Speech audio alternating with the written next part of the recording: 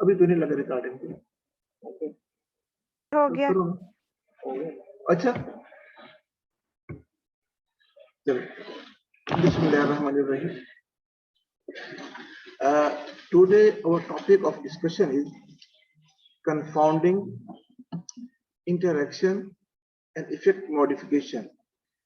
ये कुछ टर्मिनोलॉजी हैं जो देखने में तो बहुत मुश्किल है, लेकिन इनका समझना बहुत जरूरी है, क्योंकि कम्युनिटी मेडिसिन का जो असल पर्पज है वो है आपका रिसर्च वर्क, कि आपने रिसर्च करनी है कि अपनी सोसाइटी में, अपने ग्रुप में, और इसी रिसर्च को हमने आगे बढ़ाना है। तो उसी रिसर्च में ऐसा होता है कि हम कुछ लोगों का एक सैंपल लेते हैं, जैसे मैंने आपको सैंपलिंग में बताया था कि उसके ऊपर हम कुछ अपना क्वेश्चनर पूछते हैं। इनको एड्स के बारे में कितना नॉलेज है, इनको हेपेटाइटिस बी के बारे में कितना नॉलेज है, और इनकी प्रैक्टिस क्या है और प्रिवेंशन क्या है। इसी तरह जो मुख्तलिफ स्टडीज आपकी होंगी, जो टॉपिक्स आपके पास होंगे, तो आपने उनका एक क्वेश्चनर बना के आगे उसको रिसर्च करना है। फिर अपना आपने रिजल्ट बताना है कि हमने क्या रिजल्ट देखा एक काली के और दूसरे काली को कंपेयर करके। तो उस वक्त कुछ चीजें होती हैं जो हिडन होती हैं, छुपी हुई होती हैं। जैसे आप किसी से कोई बैंक से आपको लोन ले, तो आप लोन तो लेते हैं फर्ज करो 1000, और जब उनका बिल आता है तो उस बिल में वो ये होता है कि वो आपको जो है कि वो लगा देते हैं 2100। तो आप कहते हैं भाई 1000 तो पहले था, 2100 कहाँ से आ गया? तो उसने कहा कि ये जी हमारे मुख्तलिफ जो टैक्सेस हैं और हमारे सर्विसेज के चार्जेस हैं, वो जो हिडन चीजें हैं जो कि उस इफेक्ट को निगेट कर देती हैं, उनको हम कहते हैं कंफाउंडिंग, या हम कहते हैं इंटरेक्शन और इफेक्ट मॉडिफिकेशन। तो उसमें इन चीजों को समझना बहुत जरूरी है। लेकिन कल जो हमारा लेक्चर स्टॉप हो गया था, उसमें कुछ हमने जो क्या था वो हमारा था कि बाइसिस तो हमने पढ़ लिए, लेकिन कुछ बाइसिस को हमने कंट्रोल कैसे करना है। हमारे पास 3 किस्म की स्टडीज होती हैं। एक स्टडी होती है क्रॉस सेक्शनल, कि हम फौरी तौर पर जो बंदा भी मिलेगा उसको सामने रख के और उसकी हम उससे इंटरव्यू कर लेंगे। दूसरी हमारी होती है केस कंट्रोल, कि हम कुछ केसेस लेते हैं, टीबी के पेशेंट लेते हैं और उनका हम देखते हैं कि क्या वो टीबी वाले, उनका घर कैसा था, उनका खाना पीना कैसा था, उनकी एजुकेशन कैसी है, स्मोकिंग हैबिट कैसी है। तो ये उसमें बात आ जाती है। तीसरी चीज जो होती है हमारे पास कोहार्ट स्टडी होती है, जो हम एक लंबे अरसे के लिए करती हैं। तो इन स्टडीज में जो है हमें जो जरूरत पड़ती है वो है कि अगर कोई बाइस है तो उसको कैसे कंट्रोल किया जाए। अब केस कंट्रोल स्टडी में आपको पता है कि हमने केसेस भी लेनी है और उसमें जो कंट्रोल भी लेनी है। जी आवाज ठीक आ रही है भाई? स्टूडेंट्स आवाज ठीक आ रही है? जी सर। अच्छा good. Yes sir. Thank you very much. अच्छा, उसमें जो कंट्रोल केस तो हमें मिल गए कि ये गोनोरिया का केस है, ये HIV एड्स का केस है, केस तो हमने एक डेफिनेशन लगा दी, वो केस हमें मिल गया। डिप्थीरिया का केस है, किसी का भी जो केस है उसको उसको देख लेती हैं। लेकिन उसका जो हमारे पास अगला जो चीज है उसको किससे कंपेयर करना है, एक कंट्रोल से जो उस जिसको वो डिजीज नहीं है लेकिन वो एक नॉर्मल लाइफ गुजार रहा है। तो कौन से रिस्क फैक्टर थे जिन्होंने, जिसकी वजह से डिप्थीरिया हो गया, जिसकी वजह से हेपेटाइटिस बी हो गया, जिसकी वजह से एड्स हो गया, जो भी हमारे पास है। तो कुछ चीजें तो मुश्तरका होंगी जो एक में और दूसरे में केस में भी होगी और कंट्रोल में भी होगी। फर्ज करो केस अगर मेल है तो कंट्रोल भी मेल है। केस की उम्र अगर 40 ईयर्स है, कंट्रोल की उम्र भी 40 ईयर्स है। ठीक है ना? केस अगर एक पंजाब के रहने वाला है, कंट्रोल भी पंजाब के रहने वाला है। कुछ तो नॉर्मल चीजें, लेकिन कुछ चीजें क्या होंगी कि केसेस में पता चलेगा वो एक कमरे में 6 लोग रहते हैं और कंट्रोल बताएगा कि हम एक कमरे में 2 लोग रहते हैं। केसेस का बताएगा कि जी मेरी जो है न्यूट्रिशन बहुत पुअर है, अब 2 हफ्ते बाद एक दफा गोश्त पकता है। अगर कंट्रोल में बता रहा है कि हमारा तो हर रोज गोश्त पकता है। तो ये चीजें हमें डिफरेंट नजर आएंगी केसेस में, जो कंट्रोल में नहीं है। जो कॉमन चीजें वो निकाल देंगे, तो जो डिफरेंट है तो हमें पता चल जाएगा कि अगर न्यूट्रिशन पुअर हो, अगर बंदा ओवर क्राउडेड होम में रहता हो, अगर कच्चा मकान हो तो उसमें ट्यूबरकुलोसिस ज्यादा फैल जाती है क्योंकि उनका क्लोज कांटेक्ट होता है। तो इस हमने जितनी बीमारियां देखी हैं या आप पढ़ेंगे तो उसमें क्या होता है, ये डिफरेंस आता है। जिन लोगों ने पहले स्टडी की उन्होंने जो डिफरेंस था उसको समझ लिया कि ये जो चीज है इससे बीमारी को हमने पॉइंट आउट कर लिया, इसको हम रोक भी सकते हैं। अब बात आ रही है कि केसेस की तो कोई कोई मसला ही कोई नहीं ना, कि आपने एक डिफाइन कर दिया ये केस टीबी का है, उसकी ये डेफिनेशन है कि एक्सरे में उसकी ओपेसिटी होगी, आपका स्पुटम जो स्मीयर होगा ये पॉजिटिव होगा। लेकिन कंट्रोल में जो वेरिएबिलिटी है, मसलन हमने कंट्रोल की ये डेफिनेशन की है कि उसमें वो टीबी ना हो, अगर टीबी की हम स्टडी कर रहे हैं तो बाकी सारी चीजें हो। अगर हम एक हॉस्पिटल से उसके साथ वाले वार्ड से लेंगे जिसमें कोई एपिगैस्ट्रिक पेन वाला है, उसमें कोई पीयू वाला है, कोई और, हम कहते हैं भाई ये कंट्रोल हो गया, तो उससे हमें जो है जो रिजल्ट मिलेंगे वो इतने अच्छे नहीं मिलेंगे। तो इसको कंट्रोल कैसे करते हैं, नेबरहुड, जो अब उसमें ये कहना है कि आप एक वार्ड से ना लें, एक हॉस्पिटल से आप केस ना लें, मल्टीपल जगहों से लें आप कंट्रोल, तो आपको कुछ ना कुछ वेरिएशन मिल जाएंगी, आपकी स्टडी अच्छी हो जाएगी। दूसरा हमें क्या करना है कि नेबरहुड, उस जो बीमार है जहां रहता है उसके इर्द गिर्द वालों को कंट्रोल लें जिनको टीबी नहीं है। ये बात, इससे भी हम उसको कंट्रोल कर लेते हैं। ये लास्ट लाइन में देखिए, alternatively the potential for selection bias may be minimized by selecting contact controls from more than one source, कि एक हॉस्पिटल में एक वार्ड की बजाय हम डिफरेंट हॉस्पिटल से ले लें, उनकी डिफरेंट कैफियत होगी, डिफरेंट उनके हालात होंगे, इससे हमारी स्टडी काफी बेहतर हो जाएगी। ये सारा हम ऐसा क्यों करते हैं, ये इसीलिए कहते हैं कि जो हम रिजल्ट निकालें एक मेहनत के बाद, हमने जाए उनके पास क्वेश्चनर लें, इंटरव्यू लें, फिर उसको डाटा एचपीएसएस में डालें और फिर उसका रिजल्ट निकालें, बाद में दुनिया के आप में तो ये गलती है, आपका रिजल्ट इनवैलिड हम कबूल ही नहीं करते। तो उस इनवैलिड रिजल्ट को बचाने के लिए ये जो बायसेस हैं इनको कंट्रोल करना बहुत जरूरी है। अंडरस्टैंड स्टूडेंट, बात समझ आ गई? Yes sir. जी अच्छा, सर। तीसरी स्टडी जो हमने कहा वो था हमारे पास कोहार्ट स्टडी। कोहार्ट स्टडी क्या होती है? कोहार्ट स्टडी ये है कि जैसे आप लोग फर्स्ट ईयर में आए, हम कहेंगे एक ग्रुप को, जो एक ग्रुप होगा एक जैसे लोगों का, उसको हम कोहार्ट कहते हैं। आप फर्स्ट ईयर में आए तो सारे आपकी जो एज थी, मतलब 17-18 साल, जो भी 19 साल जो आपकी एज थी, मोस्टली की इसी एज ग्रुप में आप लोग थे। हमने आपके ग्रुप को देखा कि ये फर्स्ट ईयर में हमारे आमना नेत मेडिकल कॉलेज में आ गए और 5 साल फाइनल ईयर में आपने जाना है।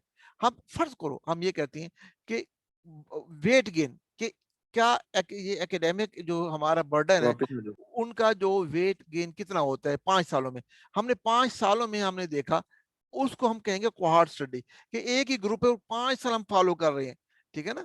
तो हमें उसमें वो उसको हम जो भी रिजल्ट निकलेगा हम बता देंगे, या कुछ और चीजें, कोई भी फैक्टर हम कह सकते हैं कि आपके आईक्यू को टेस्ट कर लें, आपके किसी और चीज को भी हमें अपने टेस्ट कर लें, तो वो जो पूरे ग्रुप को 5 सालों में हम आगे फॉलो अप करेंगे, तो इसको हम कोहार्ट स्टडी कहेंगे, ठीक है जी।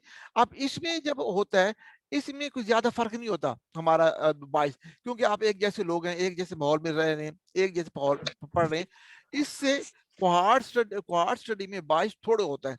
लेकिन अगर आप यूं चलें कि एक टेक्सटाइल मिल में चले गए, वहां के जो मजदूर हैं, अब जो पहले साल में आए, आप उनको कहेंगे ये हमारा कोहार्ट है। हमने यही एक तारीफ किया ना, कोहार्ट एक ग्रुप होगा, एक टाइम से शुरू होगा, एक टाइम से। जो बच्चे 1 मई 1980 को पैदा हुए कहीं भी उस इलाके में, तो वो एक कोहार्ट है, यानी जिनकी निस्बत शुरू से एक जैसी हो। आप फर्स्ट ईयर में आए तो सारों की निस्बत फर्स्ट ईयर की होगी, तो हमारा वो एक कोहार्ट बन गया। अच्छा, स्टूडेंट में तो हमने देखा वेरिएशन इतनी नहीं है।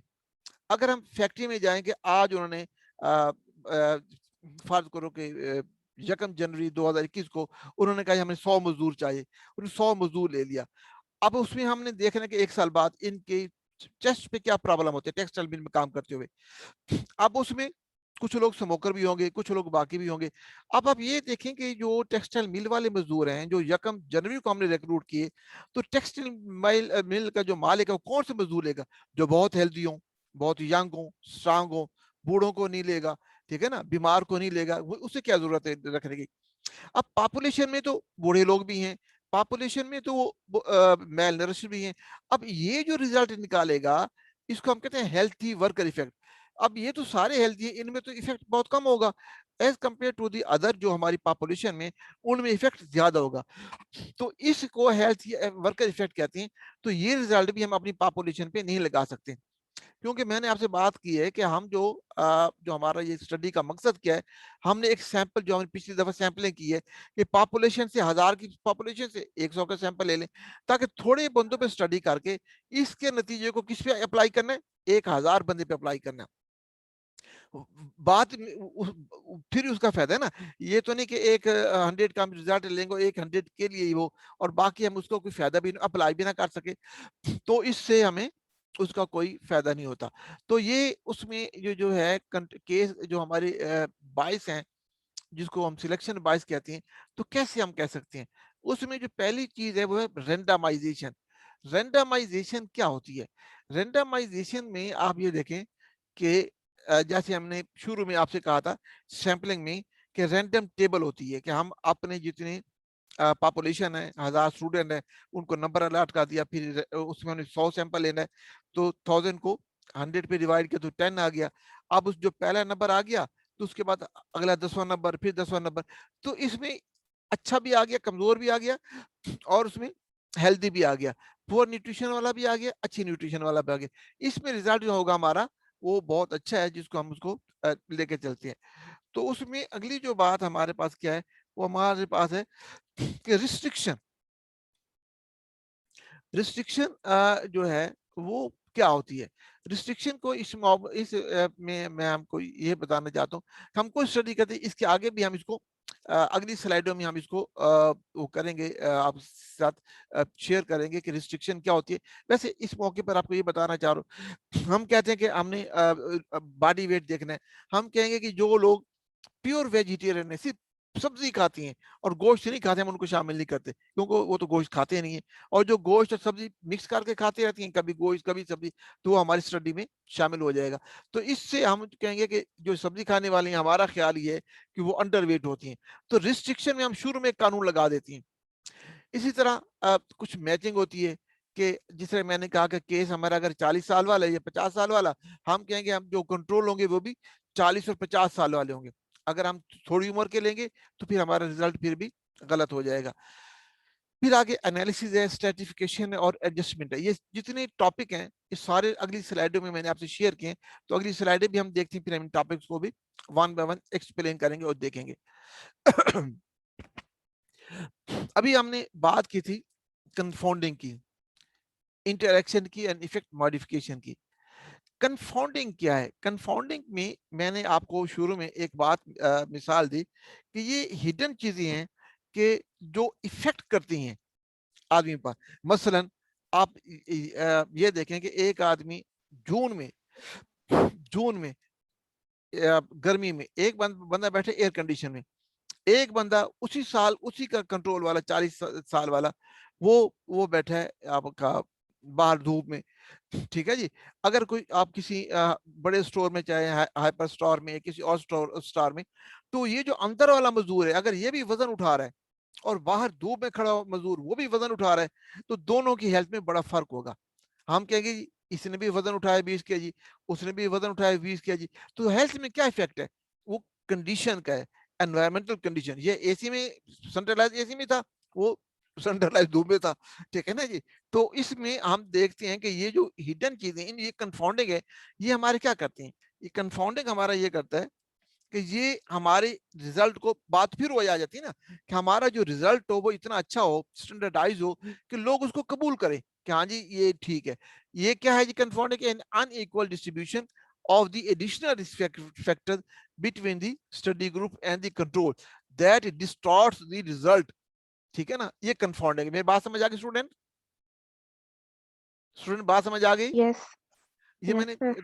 स्लाइड भी आपके साथ शेयर कर दी। अच्छा, उसमें ये जो ऑब्जर्व एसोसिएशन में बी ड्यू टू टोटली और in part two the effects of the differences between the study groups rather than the exposure under investigation. आप देखें ना, अब इसमें आप देखें कि जो हम रिजल्ट निकालेंगे, अब वो बंदा जो सेंट्रलाइज एयर कंडीशन में है, उसकी जो उसमें क्या वेट लॉस होगा। और जो बंदा धूप में खड़ा है और गर्मा गर्मी और पसीना पसीना जोर में खड़ा है ऊपर, उसकी जो मैल न्यूट्रिशन, उसका जो वेट लॉस है, तो वो इससे क्वाइट डिफरेंट होगा। तो हमारी जो रिजल्ट की स्टडी होगी कि वेट कैरिंग से क्या बॉडी वेट में कोई इफेक्ट पड़ता है, तो उसका हमारा रिजल्ट फिर क्या होगा, हमारा वो डिफरेंट हो जाएगा। एग्जांपल्स ऑफ कंफाउंडिंग या कुछ मैंने शेयर किए। यार ये क्यों आ जाता है, ये जो सामने ये ब्लॉक आ जाता है ऊपर, ये जो ब्लॉक आ जाता है।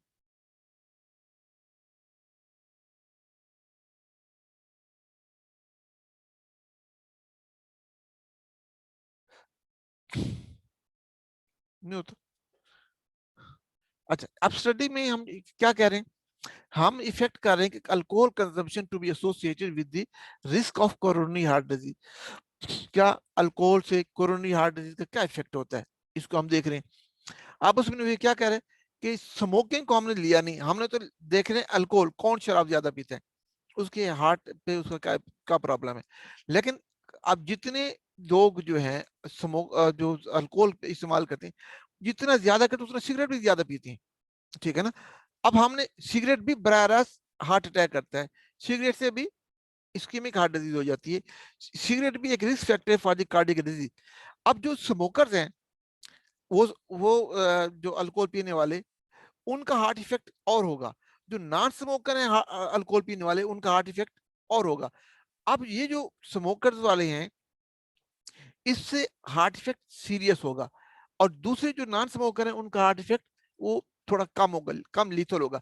तो उससे जो हमारा रिजल्ट निकलेगा, जब बाद में पता चलेगा कि यार जो जिसने सिगरेट पी, हमने उसको जिक्र ही नहीं किया, जबकि उनका हार्ट इफेक्ट सीरियस था।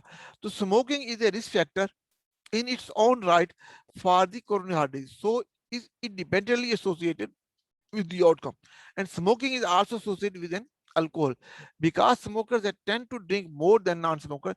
तो ये सारी चीजें जो ये हैं, जो मैंने आपसे कहा हिडन चीजें, कि हमारे जो कंफाउंड वो होता है जो हमारे रिजल्ट को गलत साबित करता है। अब होगा क्या, हमारे रिजल्ट में क्या होगा कि an observe association with no real association. हमने कहा कि फर्ज करो कि अल्कोहल से जो है, फर्ज को लंग डिजीज हो जाती है, ये लिवर हो जाती है, कुछ हो जाता है, जबकि असल में उसको कोई इफेक्ट ही नहीं है किसी भी असर से, क्योंकि असर तो कंफाउंडिंग था ना, उस कंफाउंडिंग ने अपना रिजल्ट निकाल दिया। अब उसमें है कि ऑब्जर्व एसोसिएशन कुछ नहीं है, ये भी हो सकता है कि कोई रिजल्ट नहीं निकला कि उसका आपस में कोई जोड़ है, लेकिन असल असल एसोसिएशन थी, लेकिन हमारे इस कंफाउंडिंग ने उस जो एसोसिएशन को उसको जीरो कर दिया। जब जीरो एसोसिएशन थी तो उसने पॉजिटिव कर दिया, और जब पॉजिटिव एसोसिएशन थी तो इस कंफाउंडिंग ने उसको जीरो कर दिया। और an under estimate of the association, या उसको उसका रिस्क फैक्टर को बहुत लो करके शो कर दिया।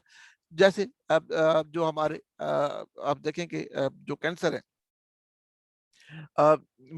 मुख्तलिफ किस्म के सर्वाइकल कैंसर है, ब्रेस्ट कैंसर है, अब उसमें जो सेक्स वर्कर्स का रोल एक अलग है। अगर हम उसको जनरलाइज कम्युनिटी पे लेके जाएंगे, तो जो हिडन कंफाउंड है, या तो उसके फैक्टर को माइनस शो करेगा या उसके ज्यादा शो करेगा। तो इसलिए इस कंफाउंडिंग का मकसद ये है कि हमारे जो रिजल्ट निकलेगा, उस रिजल्ट को वो उसने उस तरह शो करना है जो कि रियल में उसका उसका कोई ताल्लुक नहीं है। आगे समझना। तो अब उसमें हमने चलना है कि इस कंफाउंडिंग को हमने रोकना कैसे है, इसको कंट्रोल कर कैसे करना है। जिसको कंट्रोल करने के जो है method can be applied to control for potential confounding factors, and the aim of all is to make the groups as similar as possible with respect to the confounder। ठीक है ना। तो उसमें हम ये चाहते हैं कि हमारा जो रिजल्ट है, हम इतना काम भी करें, जिस तरह घर वाले एक अच्छा खाना पकाते हैं जी, अगर उसमें नमक बहुत, सिर्फ नमक ही बहुत ज्यादा हो जाए, तो सारे घर वाले खाना उठा के रख देंगे। घर वालों ने धूप में गर्मी में चूल्हे पे खड़े होकर ये काम किया और किसी ने उसको खाया नहीं, तो उसका उस मेहनत को जो है अकारत गई, वो जो उस पे खर्चा किया वो भी अकारत गई। तो हम ये स्टडी जो आप करेंगे, आप जाएं एक एक पेशेंट के पास जाएं, उससे इंटरव्यू लें, फिर वो डाटा एंट्री करें, और बाद में जब रिजल्ट आए पता चलो हो आपने इसमें तो कन्फाउंडर था, आपने उसको लोकेट नहीं किया, इसमें तो बायसिस था, आपने उसको फाइंड आउट नहीं किया, तो आपकी स्टडी तो किसी काबिल ही नहीं, हम कोई जो मेडिकल जर्नल उसको छापने के लिए तैयार नहीं है। तो इसीलिए इनको कंट्रोल करना बड़ा जरूरी है। अब ये आप ये देखें कि ये जो मैंने शुरू में जो पहले स्लाइड थी उसमें था कि method to limit confounding at the study design. जब हम स्टडी डिजाइन कर रहे हैं, जब लोगों का सैंपल ले रहे हैं, जब आप लोगों को रिक्रूट कर रहे हैं अपनी स्टडी में, जब हमने उनसे इंटरव्यू करना है, जब हमने उनके जो वो हमें अभी जो रिकॉल बायस हमने कहा था, उनकी याददाश्त को हमने देखना है, हफ्ते में कितने दिन वो करती हैं, एक्सरसाइज करती हैं, हफ्ते में कितने दिन गोश्त खाती हैं, ठीक है ना जी, और उसके जो डायबिटीज है उसकी जो मेडिसिन कितनी रेगुलर कर रहे हैं, फर्क करो, हाइपरटेंशन, जो भी हमारा टॉपिक होगा। तो उसी लिए उन सारी चीजों को देखने के लिए हमने इन कंफाउंडर को जो हमने रोकना है, उसके कुछ मैंने आपको कहा कि दो तरीके हैं। एक तरीका क्या है कि जब आप स्टडी की आप सैंपल ले रहे हैं, जो लोगों को आप अपनी स्टडी में शामिल करें, उस वक्त हम वो लें कि जिनमें हम कंफाउंडर को देख के ले। दूसरा क्या होगा, जब हमारा रिजल्ट तो बन गया, अब इस रिजल्ट को कैसे, कुछ टेक्निक्स आ गई ना, जैसे आप जो अब आटे वाली जो होती है छलनी जिसमें से आप आटा निकालते हैं, तो अब बारीक आटा चला जाता है और मोटा जो आटा है उसके ऊपर रह जाता है। फिल्टर से कोई फिल्टर लगा देती हैं, किसी भी आप जो फिल्टर लगाती हैं, तो उस फिल्टर में कुछ चीजें रुक जाती हैं। तो उस फिल्टर को लगाने के लिए कुछ और मेथड्स हैं, टेक्निक्स हैं जो रिजल्ट को एनालाइज करती है। तो हमने दो तरह से कंफाउंडिंग को रोकना है। Number one, at the time of the study, जब हम सैंपल को कलेक्ट कर रहे हैं। Number two, at the analysis of the result, जब आप रिजल्ट ले रहे हैं। तो अब जो पहली जो चीजें हमारे पास जा रही हैं, जो हम अभी स्टडी में सैंपल जो लोगों को लेने हैं, उसमें पहली वन रैंडमाइजेशन, दूसरी है रिस्ट्रिक्शन, और रिस्ट्रिक्शन। रिस्ट्रिक्शन, और number three matching. Thank you dear student. तो उसमें ये है कि अब इनको one by one in detail में देखेंगे कि ये बड़ी अहम चीजें हैं। तो इसको देखेंगे कि ये रैंडमाइजेशन कैसी है। कुछ चीजें मैंने आपको रैंडमाइजेशन के बारे में बता दिया है कि this is the ideal method of controlling for confounding because all potential confounding variable both known and unknown should be equally distributed between the study group. ठीक है जी। ये कैसे होगा कि हमने इसको रैंडम एलोकेशन, 100 आप लोग बैठे हैं, पेशेंट है, उसमें फर्स्ट हमने 10 लेनी है, तब उसमें हमने नंबर अलॉट कर दिया। अब उसमें स्मोकर भी आ जाएगा, नॉन स्मोकर भी आ जाएगा, उसमें ओबीज भी आ जाएगा और अंडरवेट भी आ जाएगा, हर तरह के लोग हमारे उसमें आ जाएगा। तो अब जो रिजल्ट आएंगे तो ये कुछ वैलिड है कि हमने अपनी सिलेक्शन बायस नहीं किया कि भाई ठीक है यार, जो नौजवान है वो आ जाए, बूढ़े ना आ जाए, ये अच्छा भाई इसलिए जो हमारे ये स्टूडेंट आ जाए और दूसरे लोग ना, इलिटरेट लोग ना आ जाए। इसमें एजुकेशन भी तकसीम हो जाएगी, इसमें जो हेल्थ है वो भी तकसीम हो जाएगी, जो लोगों की पर्सनल हैबिट्स हैं वो भी तकसीम हो जाएंगी। तो इससे हमारा जो रिजल्ट होगा वो, हाँ असल तो अब बात जो है, ये सारा तगदो क्यों कर रहे हैं, सारा खाना जो पकाया जा रहा है कि खाने के बाद लोग उसकी तारीफ करें कि वाह माशाल्लाह बहुत अच्छा खाना पकाया, और एक वो खाना है कि उसमें सारा एनर्जी लग गई, सारे रिसोर्सेज लग गए, और जब आउटपुट हुई, मैंने जैसे एग्जांपल थोड़ी सी बता रहा हूँ कि उसमें आपको सब मेरा ज्यादा इतनी इंटॉलरेबल या नमक ज्यादा, एक छोटी सी चीज। तो यही चीजें हैं कि या फर्ज करो जो हमने गोश्त लाया वो फ्रेश ही नहीं था, जब वो जो उसमें जो कुछ टमाटो वगैरह इस्तेमाल किए वो फ्रेश नहीं थी, वो अपना स्मेल दे रहे हैं। तो ये चीजें हैं कि हमारा जो आउटपुट प्रोडक्ट है हमारी मेहनत के बाद एक्सेप्टेबल हो, हर बंदा उसके अप्रिशिएट, भाई very good you have done a lot. ठीक है ना जी। तो रिस्ट्रिक्शन, अब वो पहले हमने आपको रैंडमाइजेशन बताई, अब रिस्ट्रिक्शन क्या है, वो कहते हैं limits participant in the study to enjoy who are similar in relation to the confounder. For example, if participant in a study is restricted to non-smokers only, any potential confounding effect of smoking will be eliminated. अब जो हम पहले बात कर रहे थे कि smoking के अपने असरात हैं, तो उनको जो है तो उसको जो है हम कहेंगे हम लेती वो है जो नॉन स्मोकर हो। ठीक है जी। तो इस तरह, लेकिन इससे फायदा क्या, नुकसान क्या होगा, इससे difficult to generalize the results of study to the wider population if the study group homogeneous. लेकिन जब इसका नुकसान क्या है कि जब हम वो स्टडी अपनी पॉपुलेशन में लगाएंगे, तो पॉपुलेशन में तो स्मोकर भी है, नॉन स्मोकर भी हैं, तो हमने वो, आप कहेंगे नहीं नहीं जी ये हमारा रिजल्ट जो है नॉन स्मोकर्स के लिए, तो जो नॉन स्मोक करते हैं वो कहाँ जाएंगे, उनको कैसे हम गाइड करेंगे कि अपनी सेहत का वो अच्छा ख्याल करें। अगली चीज है मैचिंग। ये दो तस्वीरें हैं, जरा इसमें ये देखें कि केस जैसा है, जितनी जो आप देखें ना, अगर ये फीमेल और ये फीमेल, और उसकी जो बॉडी फिजिक है और उसकी जो एज है, उसकी जो हमारी एजुकेशन हम कहेंगे, उसकी जो सोशियो इकोनॉमिक स्टेटस है, आप स्टूडेंट देख रहे हैं मैं स्लाइड में जो ये कर्सर घुमा रहा हूँ, तो उसमें केस, यस सर। ठीक है ना, यस सर। केस और कंट्रोल दोनों एक जैसी हों। ये अगर देखें ना, ये केस देखें और ये कंट्रोल देखें, तो दोनों सिमिलर है। तो ये हम कर सकते हैं, जैसे हमने कहा कि एज फैक्टर है, हम 40 से 50 साल वाले लेंगे, या अप टू 20 इयर्स वाले लेंगे, या हम कहेंगे ठीक है कि हमारे पास 20 फीमेल और 20 मेल्स होंगे, अब कंट्रोल भी 20 फीमेल 20 मेल्स होंगे, या हम कहेंगे हम वो लेंगे कि जो जिनके एजुकेशन लेवल अबव मैट्रिक है, जैसे हम कहेंगे मेडिकल स्टूडेंट, अब इनमें तो कोई इलिटरेट नहीं हो सकता ना, तो ये हमारे एक कंट्रोल भी उसमें से हैं। तो इसीलिए जब हम करेंगे तो फिर हमारा रिजल्ट बहुत आइडियल हो जाएगा, जो कि एक्सेप्टेबल हो जाएगा। स्ट्रेटिफिकेशन, हमने आपको जो बात की थी कि सैम्पलिंग में स्ट्रेटिफिकेशन किया है। आप जैसे मेडिकल स्टूडेंट्स हैं, तो आप जो है बॉयज एंड गर्ल्स हैं, क्लियर कट एक डिमार्केशन है कि हम कहेंगे ये बॉयज का स्टेटा, ये गर्ल्स का स्टेटा, 20 बॉयज में से आ जाए, 20 गर्ल्स में से आ जाए, तो हमारे रिजल्ट आइडेंटिकल हो जाएगा। इसी तरह और भी कई आइडेंटिफिकेशन, मसलन आप कहेंगे मुस्लिम नॉन मुस्लिम, अच्छा भाई मुसलमानों का एक ग्रुप अलहदा कर दो, नॉन मुस्लिम का अलहदा कर दो, क्योंकि जो हिंदूज हैं वो कुछ वेजिटेरियन है और कुछ मीट इस्तेमाल करते हैं, वरना अक्सर वेजिटेरियन है, जबकि मुसलमान है वो मीट इस्तेमाल करती हैं और मिक्स वेजिटेरियन। तो हम किसी भी क्लियर कट डिमार्केशन से, इसमें कास्ट भी हम कह सकते हैं पाकिस्तानी अलहदा, यूरोपियन अलहदा, क्योंकि दोनों का सोशो इकोनॉमिक स्टेटस का डिफरेंट है। पाकिस्तानियों के बेचारे ज्यादा ग्रुप के मारे हैं, और यूरोपियन जो है वो बेहतर है। तो इसलिए किसी भी क्लियर कट डिमार्केशन पे आप उसका ग्रुप जो बनाना है उसको स्ट्रेटिफिकेशन कहती हैं, ठीक है ना। लेकिन जो हमने पिछली दफा कहा था क्लस्टर सैंपलिंग, सर ये दोहरा रहा हूं, एनालिसिस बेस्ड है। हाँ ये हम यानी अभी तो हम शुरू में कर रहे हैं ना, एनालिसिस में भी जाना है। इसका जो तो जो एनालिसिस, रैंडमाइजेशन थी वो स्टडी बेस्ड थी। हाँ वो हमारे सैंपल था। Randomization, yes. रिस्ट्रिक्शन और मैचिंग वो हमारा चला था जब हमने सैंपल इकट्ठे करे। अब हम कर रहे हैं एनालिसिस, मैंने शुरू में बात की ना कि हमने रिजल्ट को भी एनालाइज करना है ना। तो ये स्ट्रेटिफिकेशन जो है कि इस ग्रुप का यूं कहेंगे हम कि एजुकेटेड ग्रुप का हम अलग रिजल्ट ले लेते हैं, इलिटरेट ग्रुप का हम अलग रिजल्ट निकाल लेते हैं। तो फिर भी हमारे पास एक वैलिड बात आ जाती है कि जो एजुकेटेड लोग हैं वो यूं समझे कि कोरोना की प्रिवेंशन ज्यादा बेहतर कर रहे हैं, और इलिटरेट कोरोना की प्रिवेंशन थोड़ी कर रहे हैं, तो फिर भी हमारा रिजल्ट कुछ ना कुछ हमारा वैलिड हो जाता है। तो इसके, मेरी बात क्लियर होगी स्टूडेंट? जी सर हो गई। अच्छा अच्छा, टाइम भी थोड़ा रह गया। अच्छा, फिर ये कि मल्टीवेरिएट एनालिसिस, मल्टीवेरिएट एनालिसिस क्या होता है?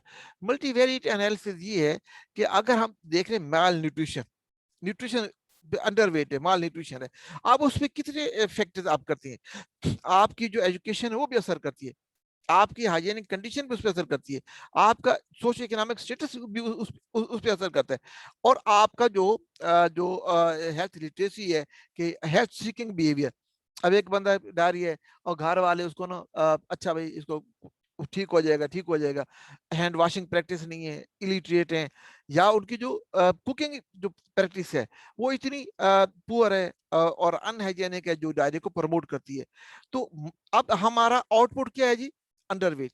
अब इस पे कितनी चीजें असर कर रही हैं? एजुकेशन असर कर रही है, आपका न्यूट्रिशन इनटेक असर कर रहा है, आपकी हेल्थ सीकिंग बिहेवियर असर कर रहा है, और आपका सोशो इकोनॉमिक स्टेटस असर कर रहा है, ठीक है ना जी। अब आपकी उसके आपकी अर्बन रूरल लोकेलिटी भी असर कर रही है। आप देहात में रहती हैं, आपको अच्छी मतलब फ्रेश फ्रूट और फ्रेश सब्जी मिलना मुश्किल है, और ये चीजें और मीट इतना अवेलेबल नहीं है, बिकता नहीं है उनका पास। अब ये 6-7 फैक्टर्स हैं, इनका आउटपुट क्या है? इनका आउटपुट क्या है? अंडरवेट, माल न्यूट्रिशन। इसको कहते हैं मल्टी वेरिएबल, कई चीजें हैं लेकिन आउटपुट सारों का मुश्तरका एक है। तो ये एक सिस्टम है, एनालिसिस होता है, उसमें हम ये सारे फैक्टर एक चीज पर अप्लाई करते हैं, तो वो रिजल्ट बता देता है कि इलिटरेसी का कितना था, उसका सोशल इकोनॉमिक स्टेटस का कितना था, उसका डाइट इंटेक का कितना था। इसको कहते हैं मल्टीवेरिएट एनालिसिस। ये आपको आप स्टूडेंट्स बात समझ आ रही है? स्टूडेंट बात समझ आ रही है? जी सर, जी सर आ कुछ आवाज आ रही थी, मैं यस कैसे सर आ रही है। अच्छा मैंने सर वो कुछ माइक किसी का हो गया। अच्छा ठीक है, तो अभी मैंने मल्टी वेरिएबल ये आपको थोड़ा समझाया है। बाद में जब आप एनालिसिस में जाएंगे फिर इसको आप अच्छी तरह स्टडी करेंगे। तो कंसेप्ट आपको आ गया मल्टी वेरिएबल एनालिसिस का? जी सर आगे। मैंने कहा अंडर न्यूट्रिशन है आउटपुट, और बाकी मल्टीपल फैक्टर कौन कौन से? न्यूट्रिशन, आपकी एजुकेशन है, आपकी वो सोशियो इकोनॉमिक स्टेटस है, आपकी रेजिडेंसी। ठीक है ना बेटा, वो आपको समझ आ गई। अच्छा इसके यस नीचे सर। एक स्टैंडर्डाइजेशन, स्टैंडर्डाइजेशन ये होती है कि अब हमारे जो ये हम देखते हैं कि इन्फेक्ट मोर्टेलिटी है हमारी जो है वो इस वक्त 57 है या 50 के करीब है। यानी 1000 जो बच्चे पैदा होते हैं उनमें से 50 जो है 1 साल से पहले मर जाते हैं। ये पाकिस्तान का डेटा है। पहले पाकिस्तान का था 95, लेकिन अब माशाल्लाह बहुत 100% नीचे डाउन हो गए, 50 पे हो गया। लेकिन उसके मुकाबले में जो आपकी जो डेवलप्ड कंट्रीज हैं, आप इसको स्वीडन ले लें, नॉर्वे ले लें, ये जो अमेरिका है, ये जो वहां जो डेथ है 1 साल से कम बच्चों की 1000 बेबी में कितनी है? नेग्लिजिबल, 1 से 2 या 2 से 3, वो भी कोई उनमें कंजेंटल एनोमलीज है या कोई और कोई प्रॉब्लम है। अब इसमें क्या करते हैं हम कि पाकिस्तान में जो एज फैक्टर है, जो ग्रुप है, फर्स्ट ग्रुप हम देखते हैं 20 से 30 साल वाली माए, उनका हमारे पास है 1000, और उनमें जो बच्चों की डेथ हुई वो बस आ गई हमारे पास 20। अब उसमें जो अमेरिकन में जो माए 20 से 30 साल वाली हैं उनमें जो हमने डेथ देखी वो है 5, ठीक है ना। अब हमारी जो ऑब्जर्व डेथ 5 है और अमेरिकन वालों की हमारी 20 है और अमेरिकन वालों की 5 है।